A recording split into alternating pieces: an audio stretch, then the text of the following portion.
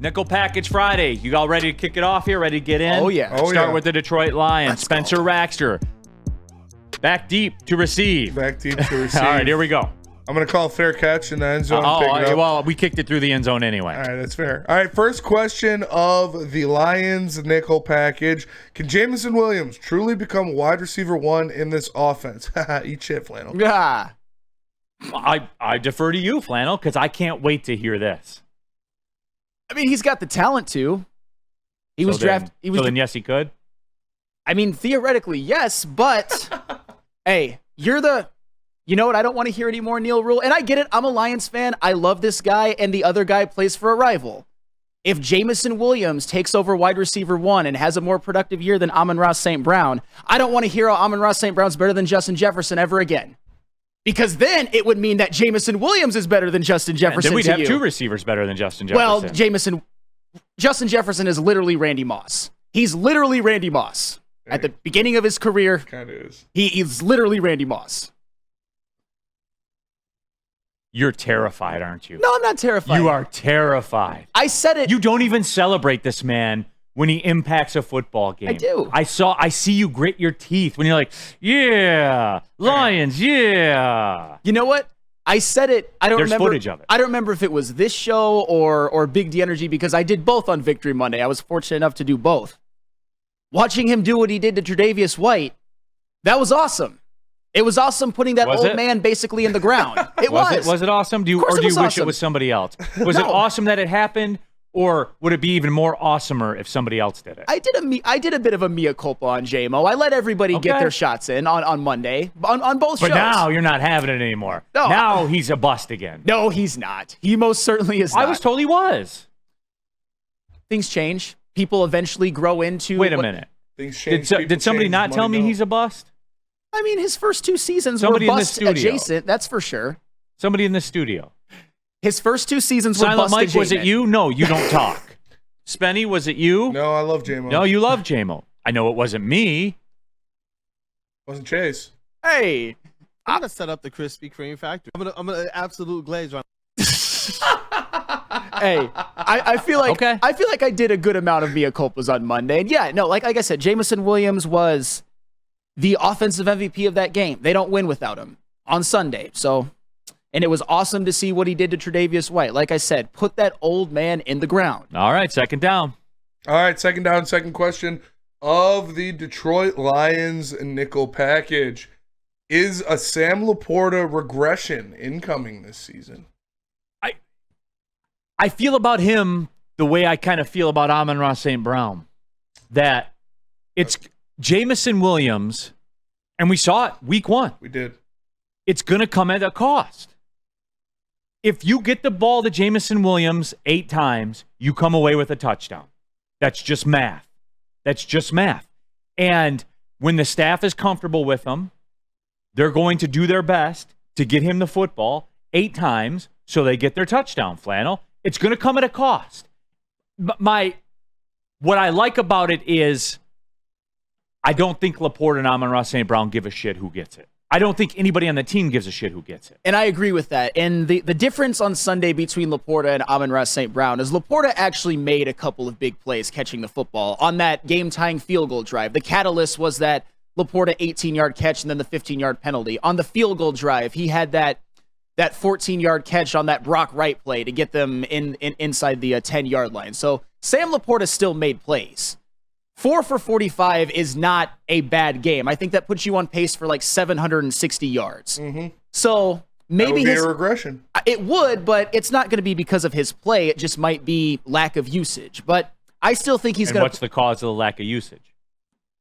Other involvement. Absolutely. Yeah. Usage is like the total available usage is the same. But I'll tell you what, though, with Antoine Winfield Jr. being out, he's one of the few safeties that can actually mark Sam Laporta. And if look for a potential big day from him this Sunday. I'll say that.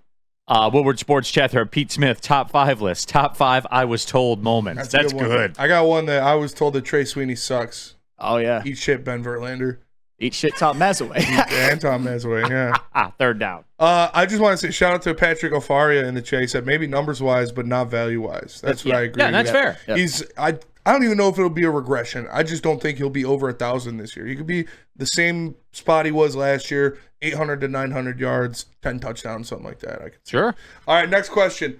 Who should be guarding Chris Godwin in this Lions defense?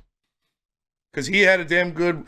He was eating your boy for lunch week one, flannel. Mikey Sanchez still looked like he didn't know what to do out there. Rookie Mikey Sanchez. I'm going to go with Terrion and Amik in combination because Chris Godwin, even though he's not built like the traditional slot receiver like an Amon-Ra St. Brown or a Cooper Kupp, he's taken the majority of the snaps in his career from the slot. Last week, I think it was about 50-50. So if he lines up outside, Terrion Arnold. If he lines up in the slot, Amik Robertson, and Carlton Davis shadows Mike Evans. That is how I would do it if I were Aaron Glenn. I find no fault in that logic. And look, this is a matchups-driven league. Like, everybody gets caught up on this. Like, who's going to be on him? Well, that depends. Yeah. That depends on what Tampa's goal is with this play call, what kind of motion they're going to use, what kind of handoffs Lions coverage going to do, all that kind of stuff. So this kind of reminds me a lot of soccer in that how everyone gets, so lathered up about the formations and the tactics and stuff like that. Sometimes, most of the time, it's just guys making plays. Your tactics, your schematics, all of it don't mean shit if someone goes up and makes a play. Absolutely. That's just it, everybody. Yep. That's just it. Next down. Next question of the Lions nickel package. Is Marcus Davenport the X factor to the Lions defense? If he plays like this non-practice, what time's Campbell speak to the media? Like now or like 11:30, something like that? Yeah, something like that. Normally it's at noon. Okay. Yeah. So all right. Well, we'll see what shakes out with it. He can be. It's just here we go again. Like he's not practicing. You know what I'm saying? I'm not saying like it's a bust or it's over or anything like that. He could be. He has the talent to be. Yeah, and that's why I'm gonna say yes if he plays because he was in week one. Because we talk about Aiden Hutchinson, and rightfully so, that 48% pass rush win rate, the fact that when you see replays, he was absolutely taking those backup tackles to school. But Marcus Davenport had himself a game on his own.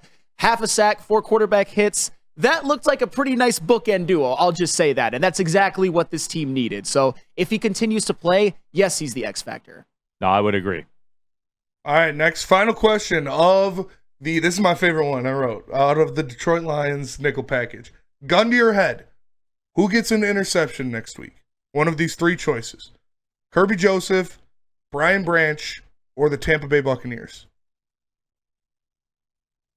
Brian Branch bounce back. Okay. B-quad. I'm going to go Kirby. I'm going to say Kirby's. Yeah. That is true. Yeah, Spenny.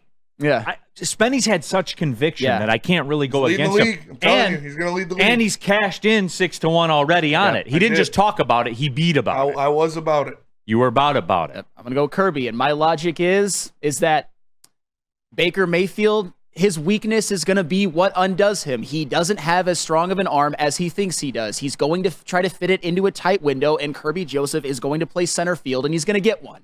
I really feel strongly about this. I feel much stronger about this than of Kirby getting one in week 1, and he already got one. So yes, Kirby Joseph, another pick, and maybe Spenny is like a prophet. You know that Baker Mayfield threw for 4,000 yards, only 10 picks last year. I understand that. He had the best season of his career. Like maybe Tampa Bay is his football nirvana, but that my point does not change. Baker Mayfield does not have as strong of an arm as he thinks he does. Well, I didn't say it had anything to do with anything. I just wanted to put it out there. No, I know. But interseason, season to season, he's a bit of a yin-yang. He's only as good as his situation allows him to be. That's what it's shown over the course of his career. And Tampa Bay, shout out to Baker Mayfield, shout out to Tampa Bay. It's working. I didn't think it was going to work, but it is working, and I hate it. But this weekend, it's not going to work. This weekend at Ford Field, it's not going to work.